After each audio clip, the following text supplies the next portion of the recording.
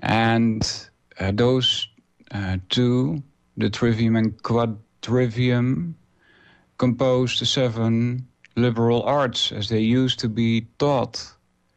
They've been taken out of the school system. And here is where the next name comes in, and his name is John Taylor Gatto. John Taylor, Taylor, and Gatto, Gatto. And he also, there's a lot of video available. And he's written books, Weapons of Mass Instruction. It's about schooling, and they call it schooling, especially not education, because school is like a school of fish, and in Dutch it's the same. We call it school also. We just pronounce it very slightly differently, and it also applies to a group of fish who act unified. So that's the unified thing is also important here. They want drones, so to speak. And then he's written another book, Underground History of American Education. I listened to a couple of hours of his, and it's very interesting. There's even some Dutch history there. And it kind of got me mad a little bit, not really, but because there was mention of a guy around 1680, I believe, if I remember correctly, the year 1680. This was after Calvin, or Calvijn, as we say in Dutch, and his name was Spinoza, and I knew that name, but I never knew what he was or what he did or anything. But this Spinoza, he's a monster. He was like giving elites advice on how to rule the people best. Yeah. And also the idea of getting children at a young age and get them into school is very old. There's now I don't read Sanskrit or Sumerian texts myself, but they claim that there are translations of these tablets, and they are small tablets like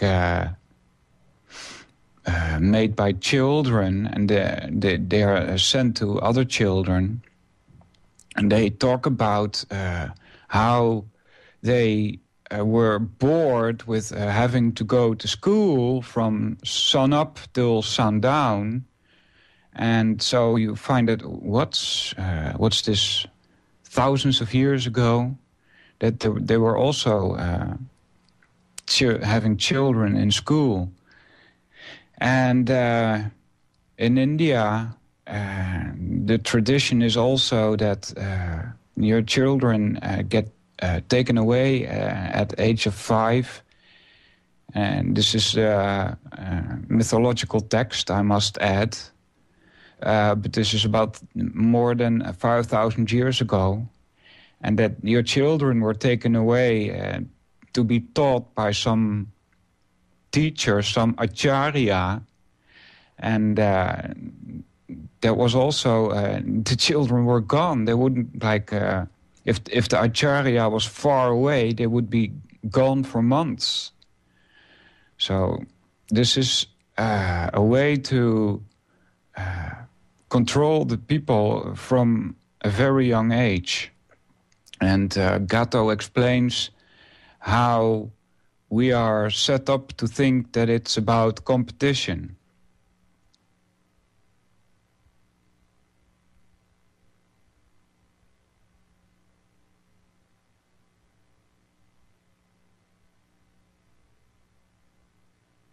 the term social engineers, he said, didn't apply then yet, but so he called them like popular leaders or something. I don't remember exactly, but that these two Italian philosophers or whatever they were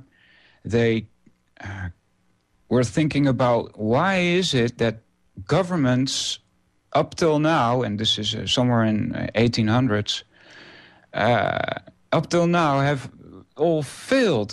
We can't go back into history and look at one government and that it's still in existence now. And it's because the people, they get, at a certain point, they get fed up with how they are treated, and then that's the end of the government in most cases.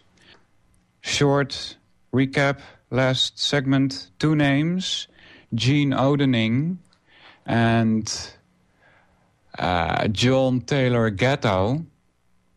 And if you go, the Gene Odening has to do with the trivium and quadrivium. And if you go to solvingnoradio.com, you will find new links. And the bottom one is trivium. Above that one, you see tragedy and hope. There's also a lot of good information there regarding critical thinking, because that's what the trivium will teach you.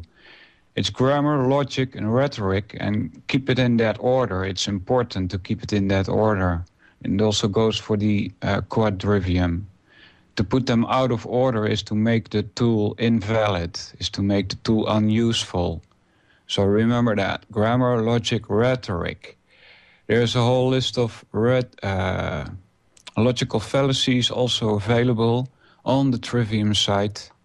So check the Trivium site very carefully. There's lots of information there. You need to be able to have correct rhetoric when you're talking to somebody else. It's handy to have your own rhetoric in order so that you're not spouting nonsense. Okay, so let's see if we can get into the King Arthur story. And I think we were around here somewhere, so this is where I'm going to continue. So they came to the determination that it was better that she should have permission to marry someone from elsewhere. And thereupon she sent for the bishops and archbishops to celebrate her nuptials with Owen. And nuptials, that has to do with marriage. Remember the word prenuptial agreements. And the men of the earldom did Owain homage. And Owain defended... Wait a minute, I'm going to put this in the chat room for the people if they want to tag along. There. Choopy choop. Let's see. We are a little more than halfway down the road. And Owain defended the fountain with lance and sword. And this is the manner in which he defended it. Whosoever a knight came there, he overthrew him, and sold him for his full worth. And what he thus gained, he divided among his barons and his knights.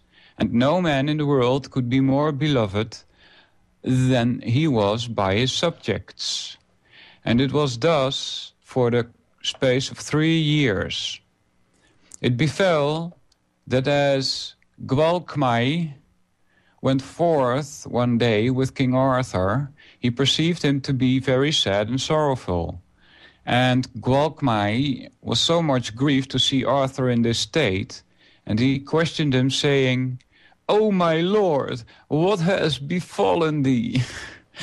"In sooth, Gwalchmai," said Arthur, "I am grieved concerning Owain, whom I have lost 3 years, and I shall certainly die if the 4th year passes without me seeing him.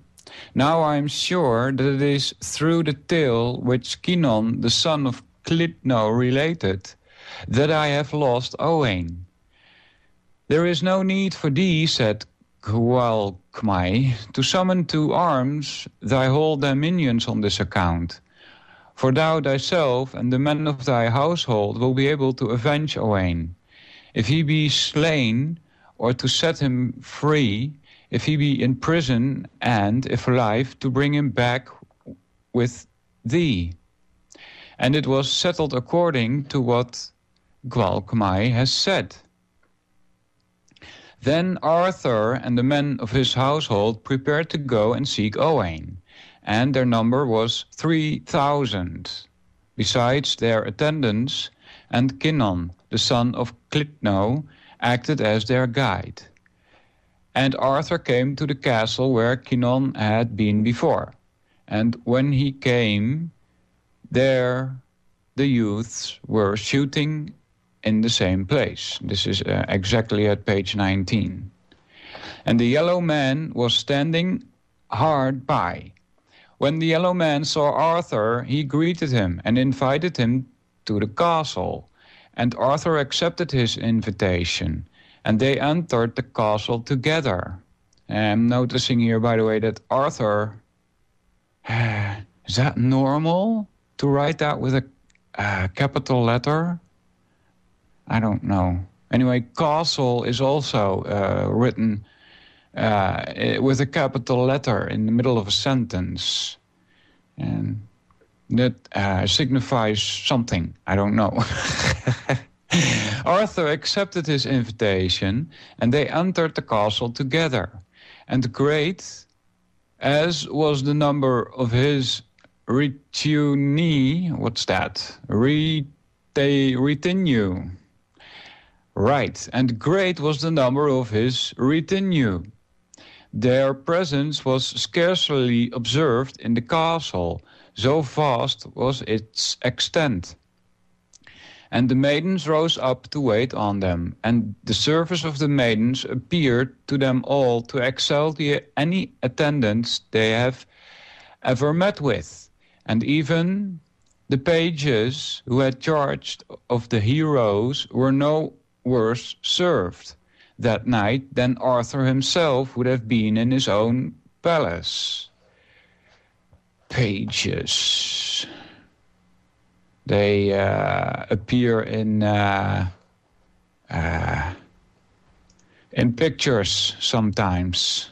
I believe there's also a page in the tarot card deck.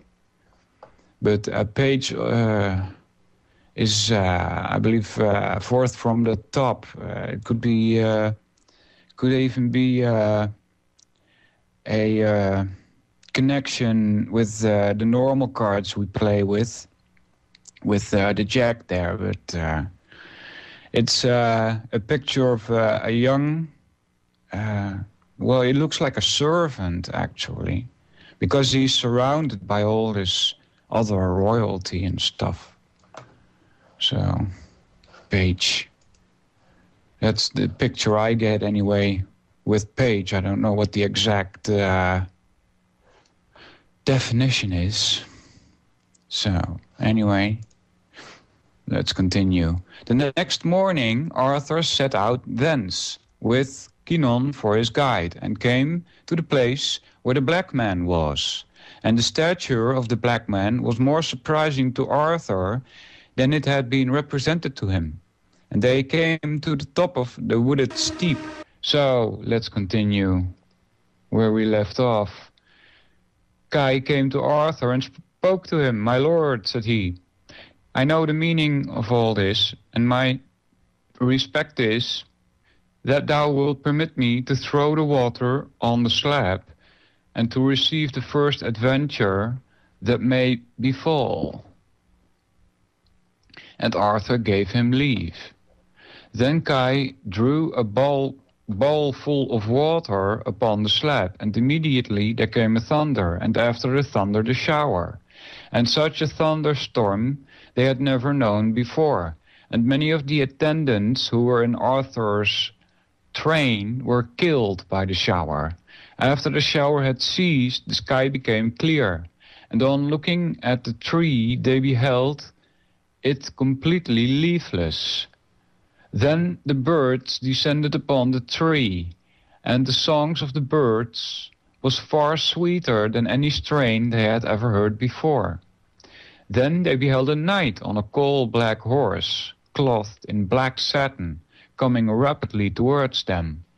And Kai met him and encountered him, and it was not long before Kai was overthrown, and the knight withdrew, and Arthur and his host encamped for the night. And when they arose in the morning, they perceived the signal of combat upon the lands of the night. That's night with a K. And K, because there's also night without a K, is a stupid word. And Kai came to Arthur and spoke to him. "My lord," said he, "though I was overthrown yesterday, if it seem good to thee, I would gladly meet the knight again today." "Thou mayst do so," said Arthur, and Kai went towards the knight, and on the spot he overthrew Kai, and struck him with the head of his lance in the forehead, so that it broke his helmet and the headpiece, and pierced the skin and flesh, and the breadth of the spearhead, even to the bone. And Kai returned to his companions. Well, that's strange. Why does it say, on the spot he overthrew Kai? Anyway, continuing.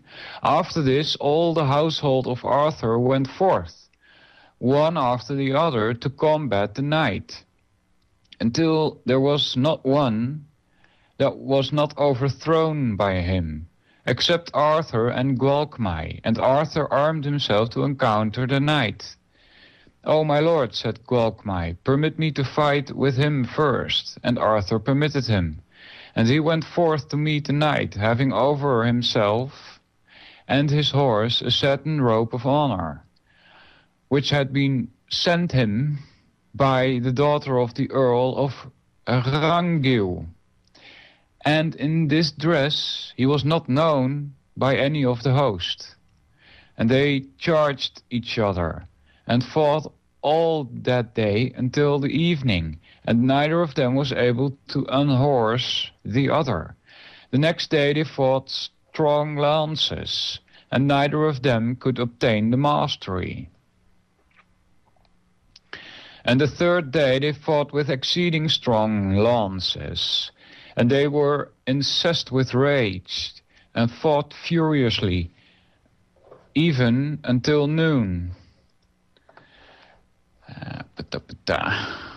And they gave each other such a shock that the girths of their horses were broken, so that they fell off their horses' cruppers to the ground, so that they fell over their horses' cruppers to the ground.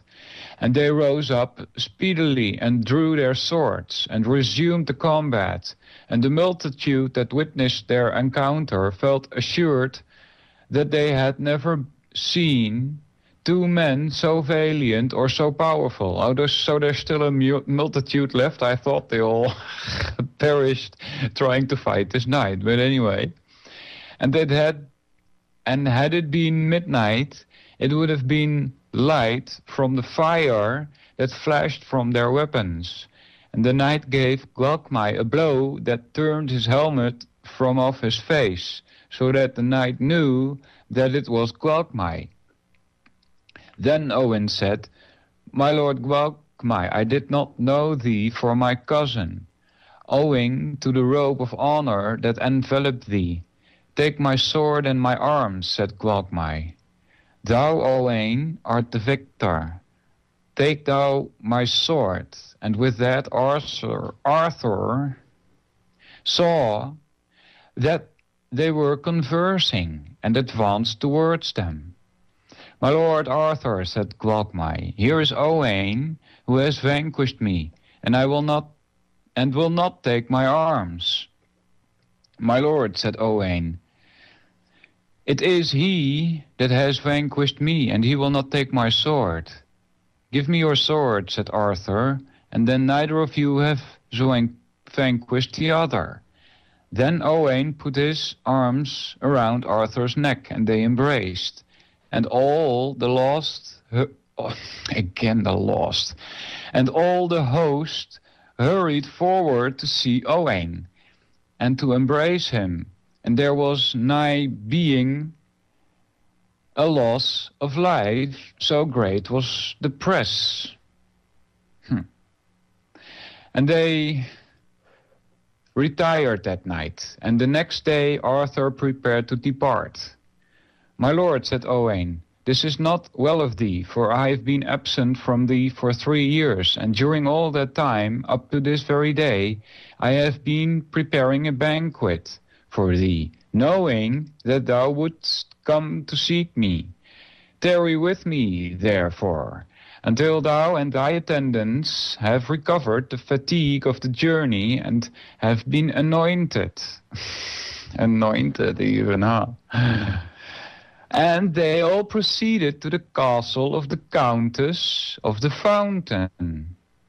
So those are all capital letters: Castle, Countess, and Fountain.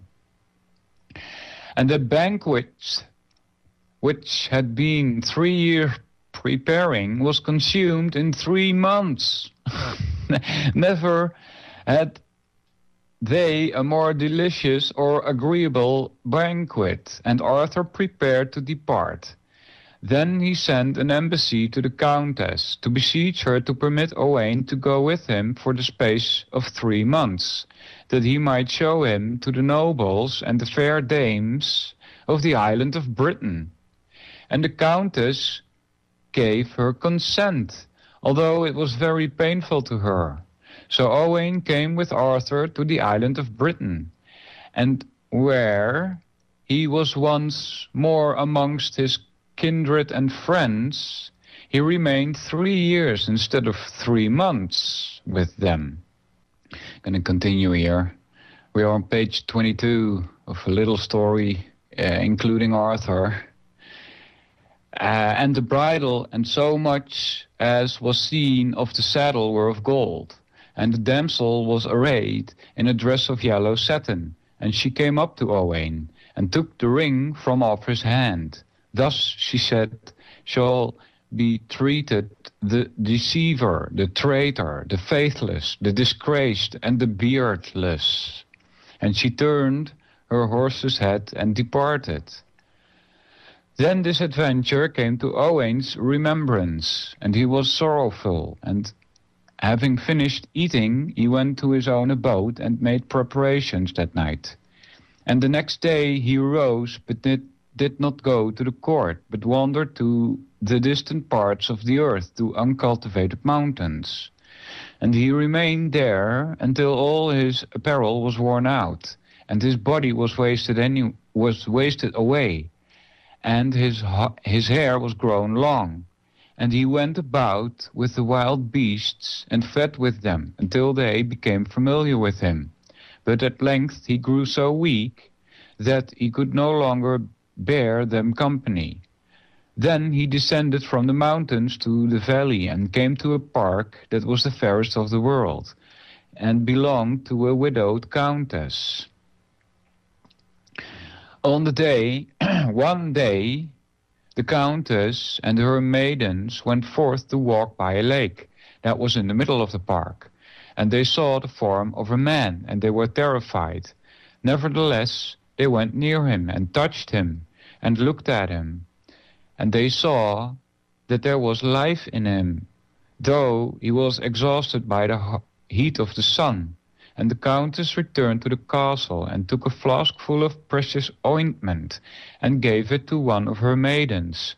"Go with this," said she, "and take with thee yonder horse and clothing, and place them near the man we saw just now, and anoint him with this balsam near his heart.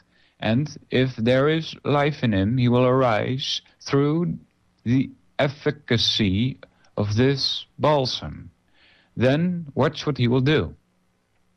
And the maiden departed from her, and poured the whole of the balsam upon Owain, and let the horse and garments hard by, and went off a little way. It says went a little way off, and hid herself to watch him.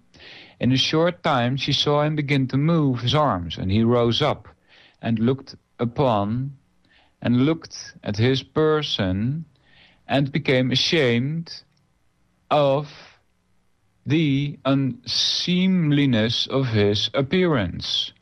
Then he perceived the horse and the garments that were near him, and he crept forward till he was able to draw the garments to him from off the saddle. And he clothed himself, and with difficulty mounted the horse. Then the damsel discovered herself to him. Yeah, that's another word of discovered. It's literally to take the cover off. Then the damsel discovered herself to him, and saluted him. And he was rejoiced when he saw her, and inquired of her what land and what territory that was. Truly, said the maiden, a widowed countess owns yonder castle, and at the death of her husband, he left her 2 earldoms. But at this day she has but this one dwelling that has not been wrested from her by a young earl, who is her neighbor, because she refused to become his wife. That is pity, said Owain.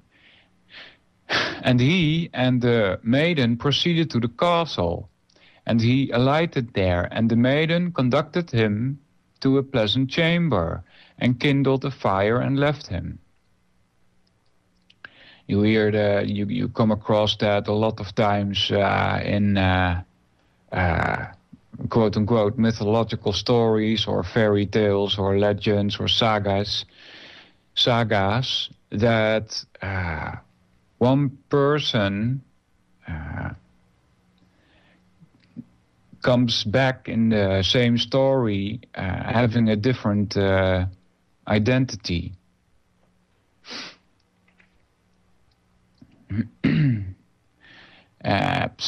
Let's see. And the maiden came to the countess and gave the flask into her hand.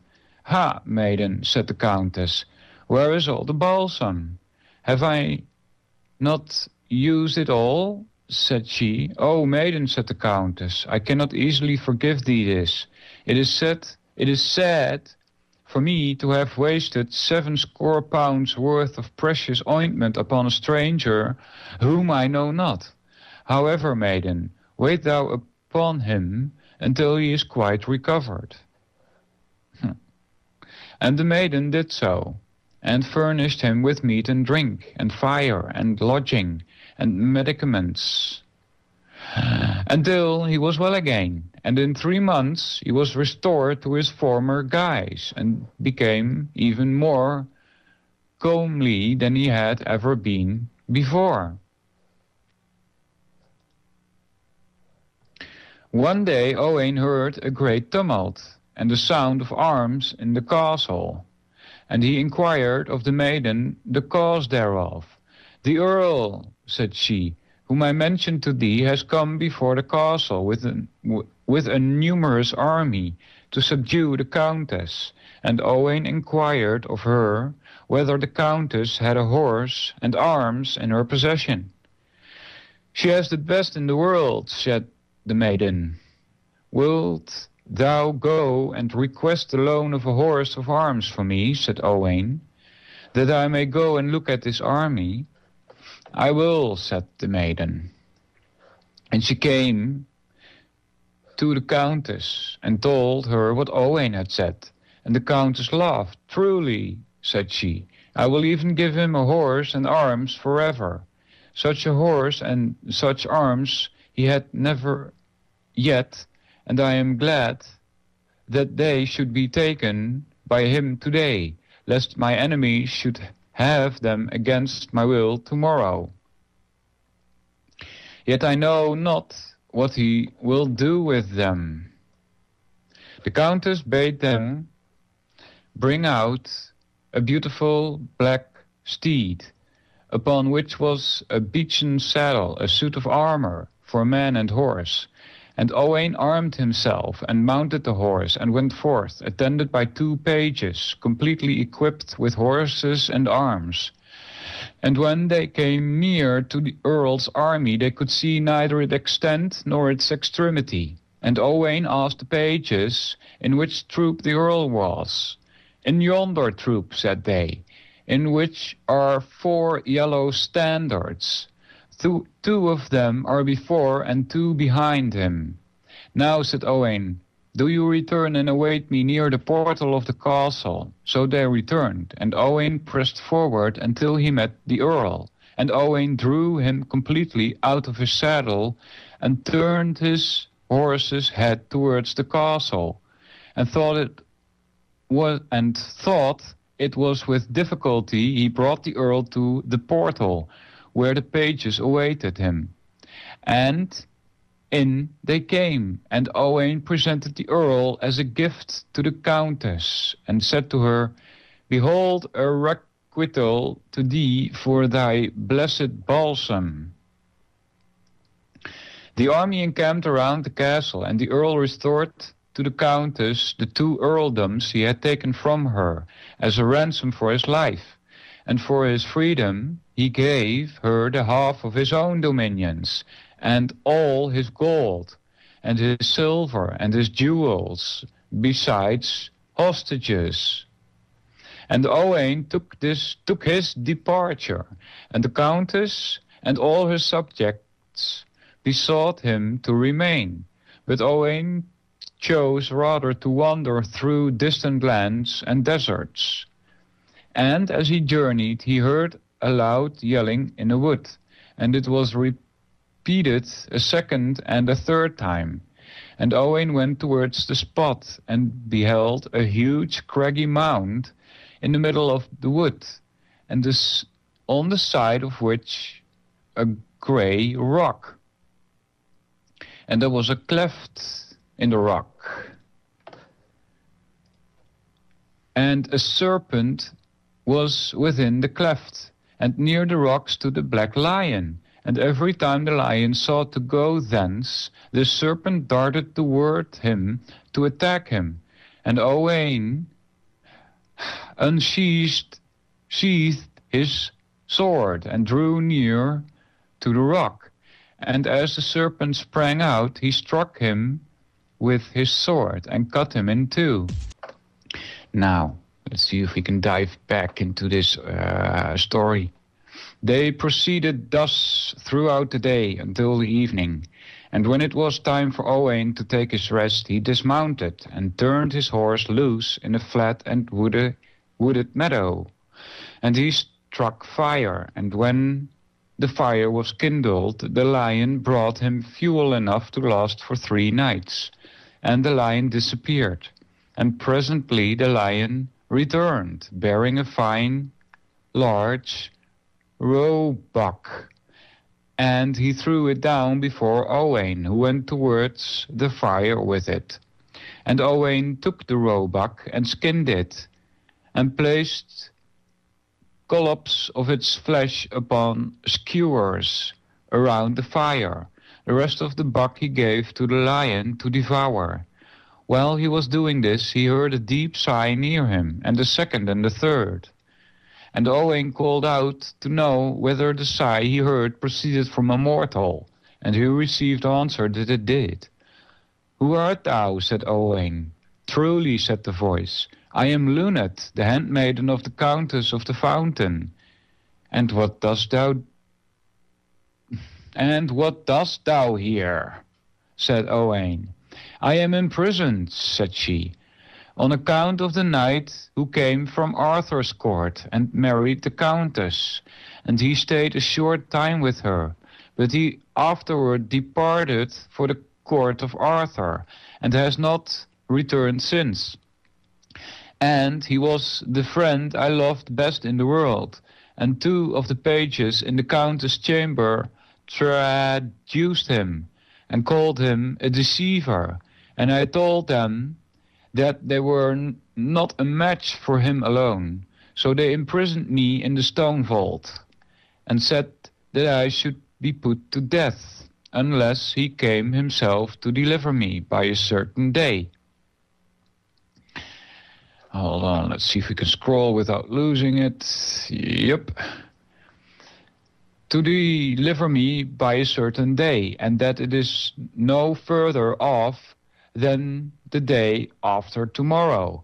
And I have no one to send to seek him for me. And his name is Owain, son of Urain. And something like that, son of Urien. And art thou certain that if that knight knew all this, he would come to thy rescue? I am most certain of it, said she. When the collops were cooked, Owain divided them into parts between himself and the maiden, and after they had eaten, they talked together until day dawned.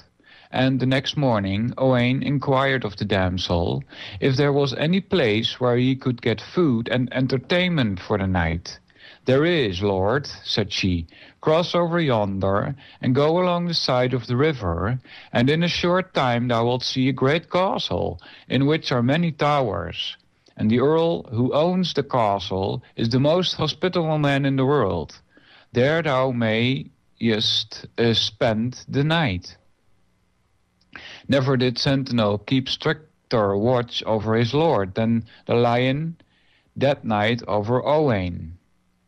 And Owain, a cowstrid, I don't know what that is. Let's just say saddled. And Owain accoutred his horse and passed across by the ford and came in sight of the castle. And he entered it and was honorably received. And his horse was well cared for, and plenty of fodder was placed before him. Fodder, that's food. Yeah, in Dutch we say voeder, but if we say that, it's really meant for pigs, something like that. So that's why I'm laughing a bit at this fodder. Anyway, then the lion went on and lay down in the horse's manger, so that none of the people of the castle dared to approach him. The treatment which Owain met with there was such as he had never known elsewhere. Again, doesn't that ever stop? The whole page I've read so far, it's always, oh, it's never been better, and oh my God. For everyone was as sorrowful as though death had been upon him, and they went to meet. Yeah, that's not to meet together or something. It's they went to meet, as in they're going to eat meat, some kind of meat. And the earl sat upon one side of Owain, and another side his only daughter. And Owain had never seen any more lovely than she. See, again. Then the lion came and placed himself between Owain's feet, and he fed him with every kind of food that he took himself. And he never saw anything equal to the sadness of the people. Sadness of the people? It's all wonderful and pretty, and all of a sudden and he never saw anything equal to the sadness of the people. In the middle of the repast, the earl began to bid Owain welcome. Then said Owain, behold, it is time for thee to be cheerful. Heaven knows, said the earl, that it is not thy coming that makes us sorrowful, but we have cause enough for sadness and care. What is that? Said Owain. I have 2 sons, replied the earl, and yesterday they went to the mountains to hunt. Now there is on the mountain a monster who kills men and devours them, and he seized my sons. And tomorrow is the time he has fixed to be here, and he threatens that he will then slay my sons before my eyes, unless I will deliver into his hands this, my daughter. He has the form of a man, but in stature he is no less than a giant. Truly, said Owain, that is lamentable. Lamentable. Ah, lament, to lament, yes. So again, truly, said Owain, that is lamentable. And which wilt thou do? Heaven knows, said the Earl. I'm just going to continue here. You all know what you're listening to by now. The next morning, they heard an exceeding great clamor, which was caused by the coming of the giant with the two youths. And the Earl was anxious, both to protect his castle and to release his two sons.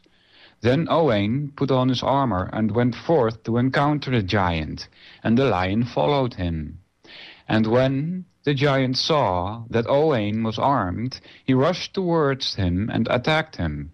And the lion fought with the giant much more fiercely than Owain did. Truly, said the giant, I should find no difficulty in fighting with thee, were it not for the animal that is with thee. Upon that, Owain took the lion back to the castle and shut the gate upon him. And then he returned to fight the giant as before. And the lion roared very loud, for he heard that it went hard with Owain. And he climbed up till he reached the top of Earl's Hall, and thence he got to the top of the castle, and he sprang down from the walls and went and joined Owain. And the lion gave the giant a stroke with his paw, which tore him from his shoulder to his hip, and his heart was laid bare, and the giant fell down dead. Then Owain restored the two youths to the father. The Earl besought Owain to remain with him, and he would not, but set forward towards the meadow where Luned was. And when he came there, he saw a great fire kindled, and two youths with the beautiful curling auburn hair were leading the maiden to the castle to cast her into the fire. And Owain asked them what charge they had against her. And they told him of the compact that was between them, as the maiden had done the night before. And, said they, Owain has failed her, therefore we are taking her to be burned. Truly, said Owain, he is a good knight, and if he knew that the maiden was in such peril, I marvel that he came not to rescue. But if you will accept me in his stead, or in his stead, I will do battle with you. We will, said the youths, by him who made us. And they attacked Owain, and he was hard beset by them. And with that the lion came to Owain's assistance, and they too got the better of the young men. It doesn't say and they too as in 2-0, but better maybe in wrong English said, and them two got the better of the young man.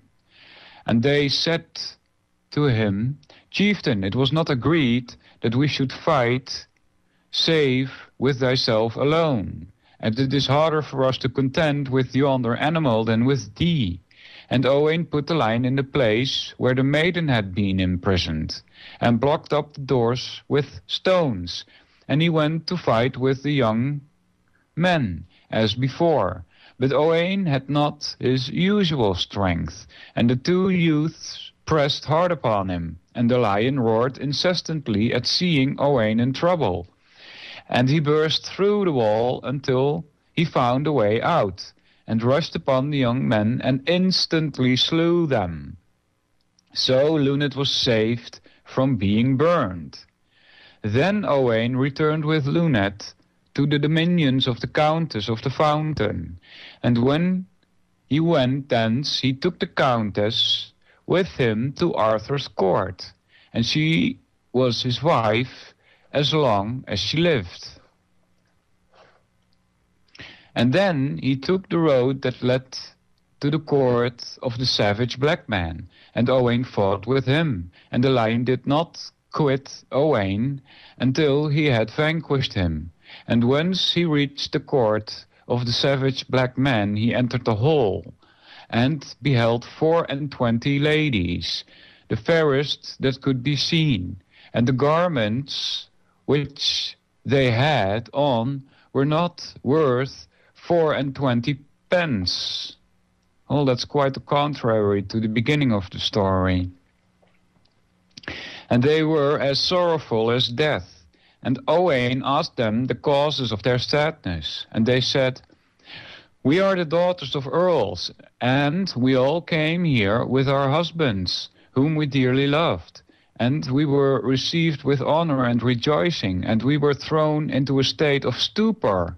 And while we were thus, the demon who owns this castle slew all our husbands, and took from us our horses, and our raiment, and our gold, and our silver. And the corpses of our husbands are still in this house, and many others with them. And this, chieftain, is the cause of our grief, and we are sorry that thou art come hither, lest harm should befall thee." And Owain was grieved when he heard this, and he went forth from the castle, and he beheld a knight approaching him, who saluted him in a friendly and cheerful manner, as if he had been a brother. And this was the savage black man. In very sooth, said Owain, "it is not to seek thy friendship that I am here." "In sooth," said he, "thou shalt not find it then." And with that they charged each other and fought furiously, and Owain overcame him and bound his hands behind his back. Then the black savage besought Owain to spare his life, and spoke thus: "My lord Owain," said he, "it was foretold that thou shouldst come hither and vanquish me, and thou hast done so. I was a robber here, and my house was a house of spoil. But grant me my life, and I will become the keeper of a hospice." What's that? Opening a new window, because in this link that I already gave in the chat room, but I'll give it again. We are at page, a little bit above page 30. He says he will become the keeper of a hospice. A hospice, Spyty, I don't know, Spyty, S-P-Y-T-T-Y. This term is derived from the Latin word hospitium, and is used to designate those establishments which were erected and maintained by the monks for the reception of travelers. They bore some remote resemblance to our present inns, and were generally placed in secluded spots at a distance from any town. And I'm just going to continue this last few sentences of this story. I just explained what a hospice is. There's all kinds of links in this article you can click to get more information about what's being said there. Anyway, so he wants to be a keeper of hospice, and I will maintain this house as a hospice for weak and for strong, as long as I live, for the good of thy soul. And Owain accepted this proposal of him, and remained there that night. And the next day he took his 24 ladies and their horses and their raiment and what they possessed of goods and jewels, and proceeded with them to Arthur's court. And if Arthur was rejoiced when he saw him, after he had lost him the first time, his joy was now much greater. And of those ladies, such as wished to remain in Arthur's court, remained there, and such as wished to depart, departed. And thenceforth Owain dwelt at Arthur's court, greatly beloved, as the head of his household, until he went away with his followers. And those were the army of 300 ravens, which Ken Virgin had left him.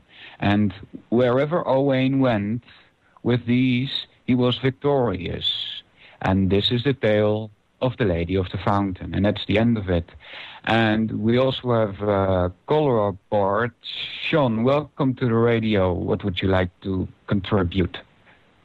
Hey, how you going, Sol? I've been listening to what you've been reading out there about the Arthurian legends and stuff like that. And one of the things that brings to mind for me is that, you take a look at some of the books of the Arthurian legends, and you take a look at Lord of the Rings and books of that nature, and you have to wonder how much truth there is in it. Because one of the things I've realised, I read the third book of The Lord of the Rings, and I found a lot of truth in that. And also, what I found was that when they made it into movies, a lot of people think that, this is just all myth, this is all just legend. But I think there are at least small pieces of it that come to mind that, I guess you could say, have truth in it. There are nuggets of truth within these movies and in these books. If you take a look at The Lord of the Rings, the movie The Lord of the Rings, or even the book, it talks about the all-seeing eye. Now, we can always relate the all-seeing eye to, I guess you could say the global masters of puppets, the people that are puppeteering the puppets of the masters, if you will, because we have the masters of the puppets and we have the puppets of the masters. So you could relate the all-seeing eye in The Lord of the Rings to being the global elite, if you will. You know what I mean? So, and Michael Dazarian, I studied a lot of Michael Dazarian's works back in the day, and one of the things that he wrote in his books, one of his books known as Atlantis Alien Visitation and Genetic Manipulation, he actually stated that, the global elite, I guess you could say just as a slang term, the global elite basically have to let you know what they're going to be doing to you for their rituals to work out. So when you think about it, the certain movies that come out, and I'm not necessarily saying that Lord of the Rings was one of them, because I think the author of Lord of the Rings was trying to warn us of something, but many movies that come out, like The Matrix, so on and so forth, are there to warn us of what they are going to do. So some of these, like the Arthurian legends that you're talking about right now, I think they have more truth than what we truly know. Mm-hmm. I don't subscribe to the idea that they write movies to warn us, with maybe a few exceptions, like 1984. And maybe another exception, maybe Carol Quigley, who came out with his work. But movies like The Matrix and Avatar, they serve, as far as my research goes, a preconditioning purpose. They are meant to implant ideas into the society so that when they become reality, they are not frowned upon or looked upon badly, because they've been introduced into our minds via these books and TV and movies and things like that. Yeah. Yeah, no, look, you could be right. I mean, my brother and I were actually talking about it at one stage, and we had to ask the question. We said, did The Matrix come out as a movie to warn people, or did it come out as a movie to just make people think, oh, well, it's just a movie. This is not really going on. This is just a movie. To condition us, as you've said. So, you've always got to ask those questions. Like you said, 1984 was a very good movie. That introduced you to how the thought police are coming. You cannot think something outside of what they want you to think without getting arrested or something like that. Also, you know, you've got movies like Idiocracy. If you take a look at Idiocracy was a comedic movie, but at the same time, it makes you wonder if that's how we're going to end up. However, you are right that there is that side to it where people will think, well, this is just a movie. This is not reality. This is just a movie. And that conditions us to think that, you know, it was the same. If you go back and have a look at the cartoons when television first came about, the black and white cartoons that spoke about rocket ships and things of that nature, people found it ridiculous that there would be such things as rocket ships that would go to space. But then all of a sudden we've got this space shuttle going to space. So is it really so totally ridiculous to think that something like The Matrix or something like Idiocracy or something like something of this nature could come to pass? So you know, you're exactly right. We have to look at both aspects here and say, right, are we actually looking at this movie in a way where they're warning us, or are they actually just what they're trying to do is condition us in a way where they think, well, hold on a second, you know, this is just a movie. You know, is it a movie or is it somebody trying to warn us? It's very hard. It's very hard to understand. It's difficult to. It's difficult to tell. There's also, I don't know if you saw this, but there's a video out about Stanley Kubrick and his works. And there's I've heard of Stanley Kubrick, yes. Yeah, there's also, he points out a couple of hints in his movies that point to the things that he didn't agree with and the things that he could not say openly, so to speak. It has to do a lot with the landing on the moon, for instance. Have you seen that by any chance? I haven't seen Stanley Kubrick's stuff. I mean, I saw a little bit about it, but when it comes to the moon landing, that's very suspicious in itself. Lee Rogers on the Oracle Broadcasting Network, he actually led me to start researching whether this moon landing was real or whether it was a hoax. And there are a lot of inconsistencies that go on with the moon landing. So it does actually make me wonder. I mean, I'm not going to say either way, yes, it was definite that there was a moon landing, or no, it wasn't, it didn't happen. But what I will say is it definitely does, sort of make you think whether it was true at all. And one thing I would like to ask you before I go there, Sol, is could I possibly get a link from you when it comes to Stanley Kubrick's information? I think, maybe Ruth can resend that, because it's from a torrent, and I usually throw them away, these torrents. But I will note this down and make sure I get that back again. Stanley Kubrick. Let me write this down for a minute. Okay. Okay. So, thanks. Is there anything else you wanted to mention about this Arthur thing, or? No, that's fine. Thank you, Sol. Thanks for taking my call. Okay. I just wanted to You're welcome. Just to speak about how, you know, there's much more to these movies and books and things like that. So thanks for taking my call. Yeah, you're welcome. And if you like mythology, you can check out solvinoradio.com. There's a lot of archive and Orion Radio archive there that you can check for mythology. There's a small explanation at every podcast, so to speak, so you can check that out. You know, there's more there besides mythology, by the way. It's not my main thing, although it has been the last couple of months. And it will help people that are stuck in religious dogmas to get out of there. I don't believe the stories of Arthur are suitable for that.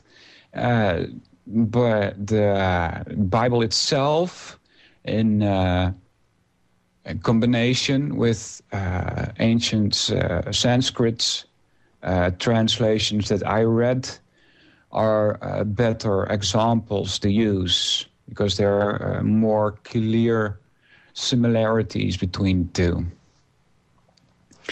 And last couple of weeks I've been going into the trivium, and I think this is very important. People should check out the site triviumeducation.com. It has to do with the trivium and the quadrivium. Now, the trivium is grammar, logic, and rhetoric, and the order is very important there. And then there's the quadrivium, which is arithmetic. So not math. I made a mistake there.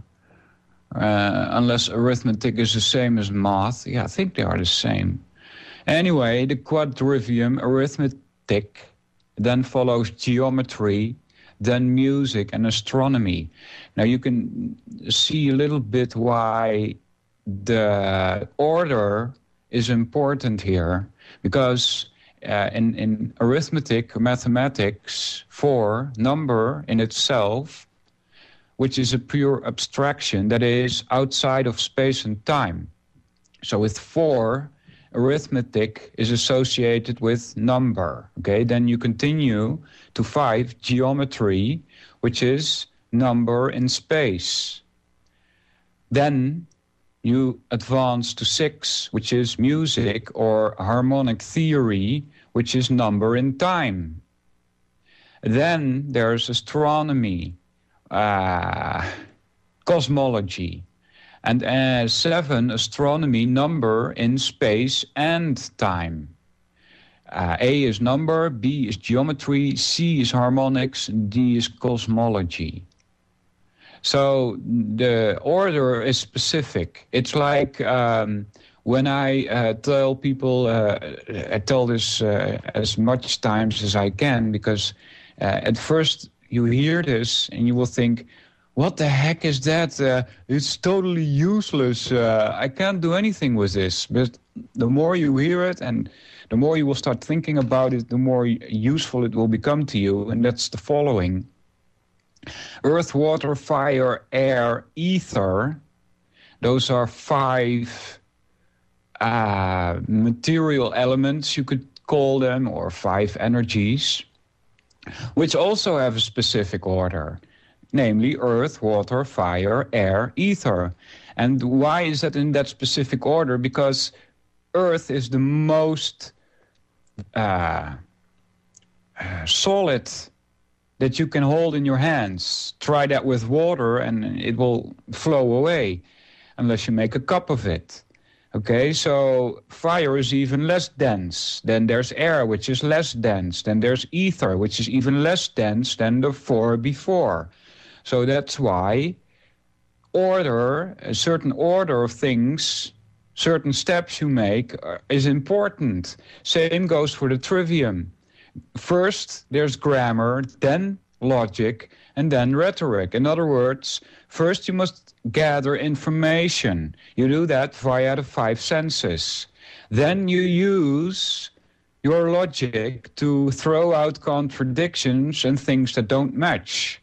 And then if you think you've understood something about a certain topic, you use rhetoric to either write or speak about what you studied. And so if you study anything, always use this order. First grammar, then logic, and then rhetoric. In these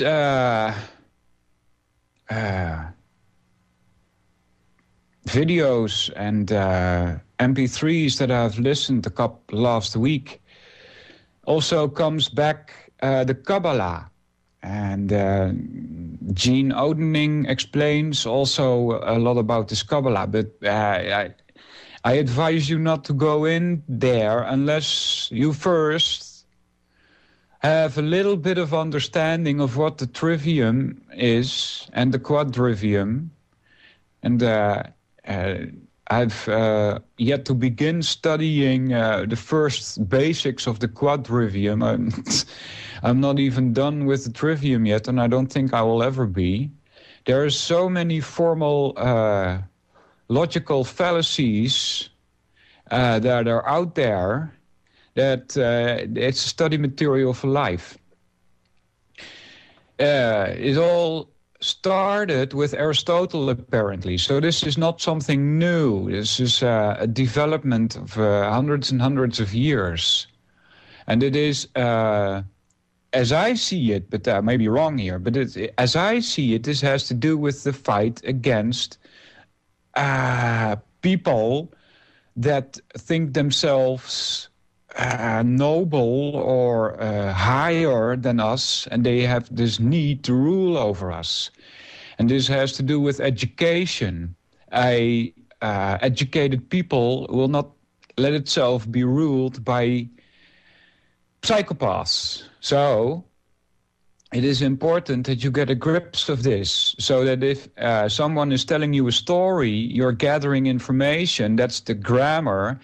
You can use your logic and the knowledge of the logical fallacies that are out there to see if you are getting conned or not. And there's this site on the triviumeducation.com site that links. It's niscore.org.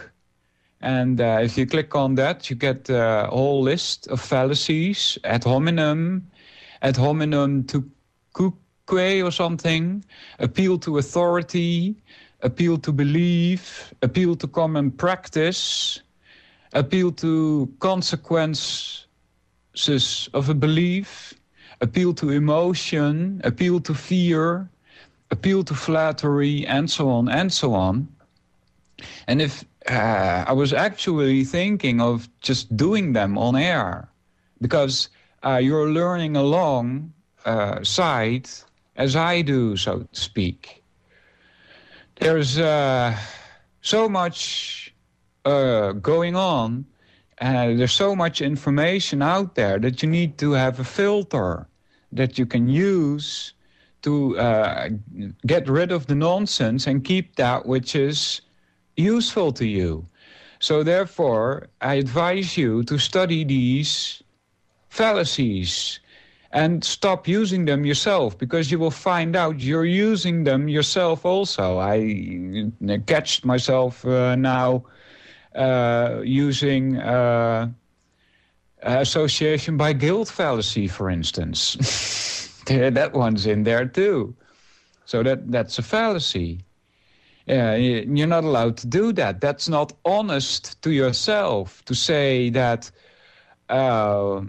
well, let's say, for instance, and this is a bad example because I don't like to defend Jordan Maxwell, but just to say that Jordan Maxwell is no good because he had an interview with this hoaxer called Sitchin is not a good argument. You have to have more reasons to expose Jordan Maxwell as a hoaxer as well. So that's guilt by association, because Sitchin has been exposed more than enough.